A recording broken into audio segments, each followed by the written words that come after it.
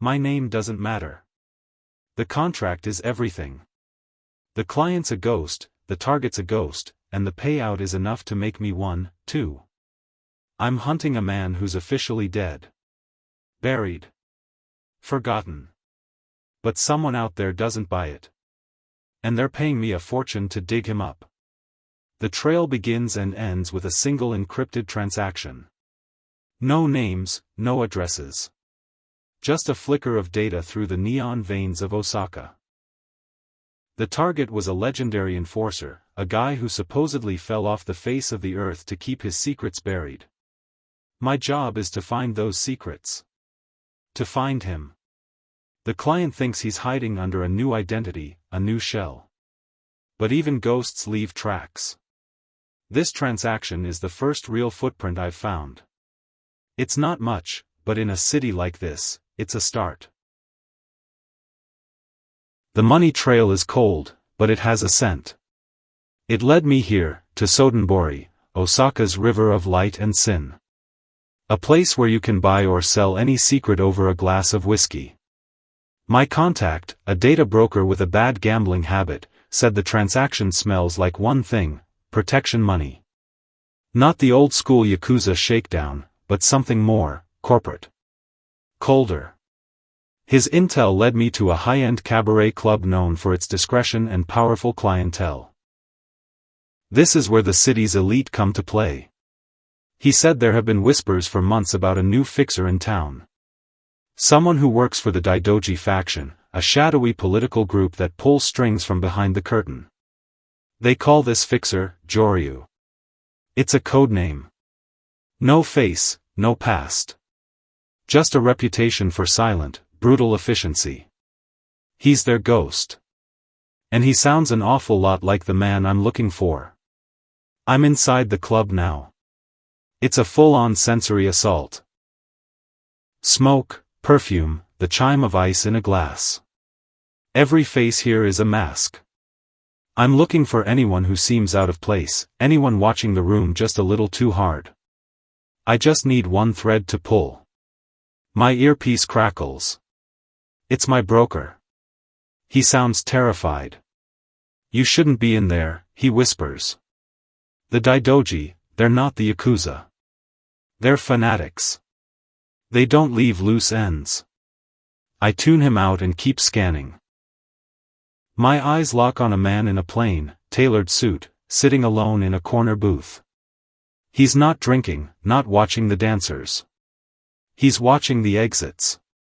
He has the look of a handler. He's just sipping water, his knuckles white around the glass. He looks coiled, like he's waiting for someone. Or watching for someone. Someone like me. I drift toward the bar, keeping him in my periphery. I need to get closer, maybe plant a bug. As I pass a VIP room, the door slides open just for a second. I catch a glimpse inside. One man's in a sharp gray suit, his back to me.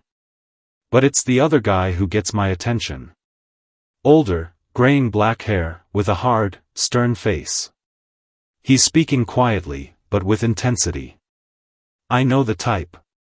He's a manager. A leash holder. This has to be the Daidoji operation. I've spent 3 days tailing the man with the graying hair. Public records are a complete dead end. No license, no credit history, nothing. Another ghost. But he's a sloppy one. He has a routine. Coffee shop in the morning, a long walk in the park, then a series of quiet meetings. He's the handler, and I've got a feeling he's about to lead me straight to my target. He's on the move. I'm using the crowds for cover, keeping my distance. He ducks into a pachinko parlor, and the noise is a deafening wall of sound. I follow him in, my eyes scanning every exit, every face. This is a classic spot for a handoff, too much chaos, too many witnesses for a clean hit. He doesn't play a single machine. He just walks to the back, near the restrooms, and waits. A moment later, another man approaches. This one is younger, built like a brick wall, and carries an air of controlled violence. He's wearing a maintenance uniform, but it's a lazy disguise. They exchange a few words, lost in the noise, and a small data chip passes between them. This is it. The connection. As the younger man leaves, I move in to intercept. A simple bump, a quick lift. I've done it 1,000 times. But this guy is different. The second my hand brushes his pocket, he reacts. His elbow snaps back in a blur, hitting my ribs like a sledgehammer. The air just explodes out of my lungs. He doesn't hesitate. He shoves me back into a row of machines, and the sound of crashing metal is swallowed by the parlor's roar. He's on me instantly. His movements are precise, efficient, and brutally effective. This isn't some wild street brawl. This is professional training. I block a punch, and the impact jars my whole arm. I'm a hunter, not a fighter. My skills are in stealth and tracking, not going hand to hand with a trained killer. He's forcing me on the defensive, pushing me deeper into the parlor's back corridors. I land a desperate kick to his knee. He grunts, and it gives me the 1 second I need. I turn and run. The chase is a frantic blur through the tight, twisting alleys behind the building. He's fast, relentless. I vault a stack of crates, my ribs screaming with the impact. I can hear his footsteps right on my heels. I'm not going to outrun him. I need to break his line of sight. I whip around a corner, spot an open service door to a restaurant, and dive through, crashing into a hot, steamy kitchen. Chefs are yelling. I don't stop. Out the front, and I disappear back into the Sotenbori crowds. I risk a glance back. He's gone. Just vanished. I lean against a wall, gasping for breath, my ribs on fire. My hand checks my pocket. Empty. He didn't just fight me off, he lifted the chip back. He's good. Too good. But he made one mistake. In the struggle, I snagged something from his belt. A small audio recorder, probably for documenting his meets.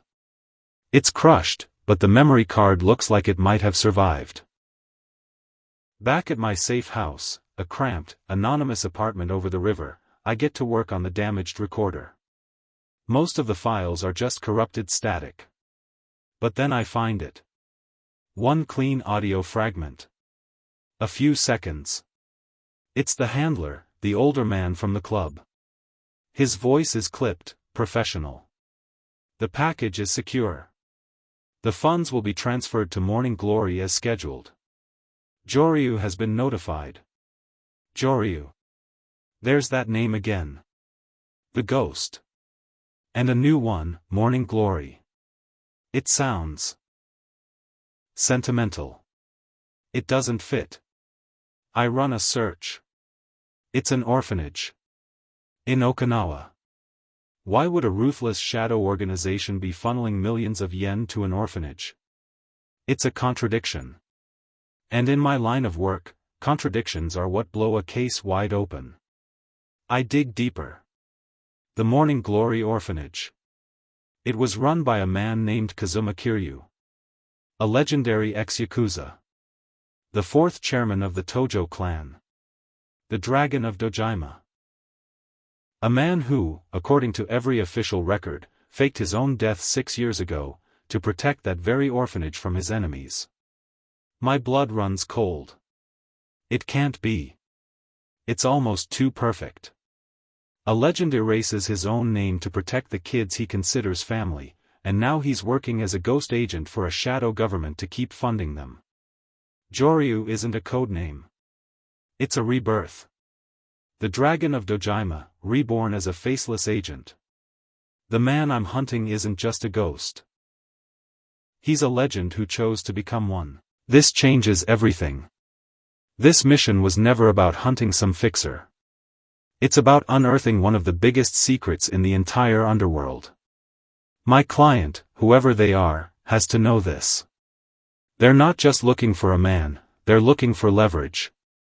But the orphanage, that complicates things. This target isn't the monster the file painted him as. He's a protector. So look at the clues again. The transaction, the handler, Joryu, the fight. What does the connection to the orphanage really mean? Tell me what you think. What would you do in my position?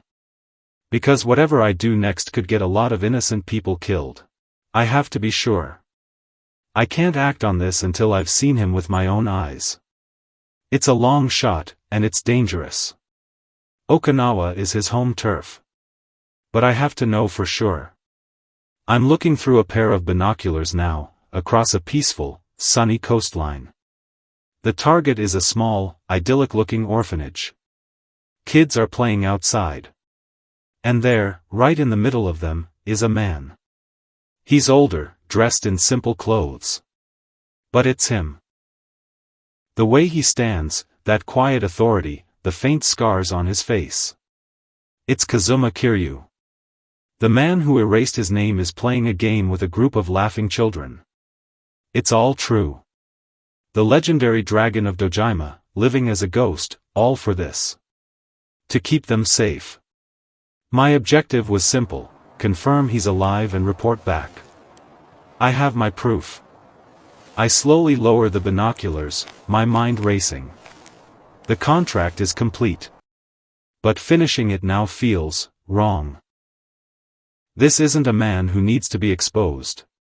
He's a man who sacrificed everything he had for a peaceful life he could never really own. As I'm lost in thought, a kid's ball rolls over to him. He stops, smiles, and picks it up. But then, he freezes. The smile vanishes. Slowly, he turns his head, his gaze sweeping the landscape. And then he stops. His eyes, even from this far away, seem to lock directly onto my hiding spot. He can't see me. There's no way he can. But he knows. The Dragon of Dojima knows he's being watched.